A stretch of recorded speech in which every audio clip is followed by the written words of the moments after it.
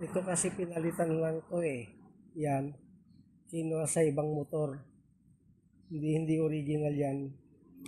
Pero dating umaandar. Nagpahinga lang siya. Hindi na umandar.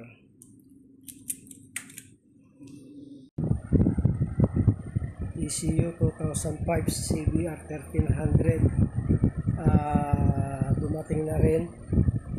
At saka ito yung chips. Yan yung chips niya. Okay. Yan yung chips. Yan yung ikakabit ko sa susi mismo. Ganyan. So, ngayon, ito na yung susi niya.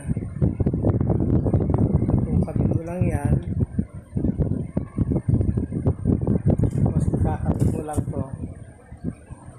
Yung chip na to. Ayan na. Ayan na yung chips na kabit mo. So, balik mo ulit to. Ayun. So, working na. So, ito na yung CBR 1300. Ayan na siya. Ngayon, gagawin, naikabit ko na yung chips. Pag susi niya, magpa-prime dapat. Yun, mahirap. Yun, pumasok. Then, on, mamamatay dapat to.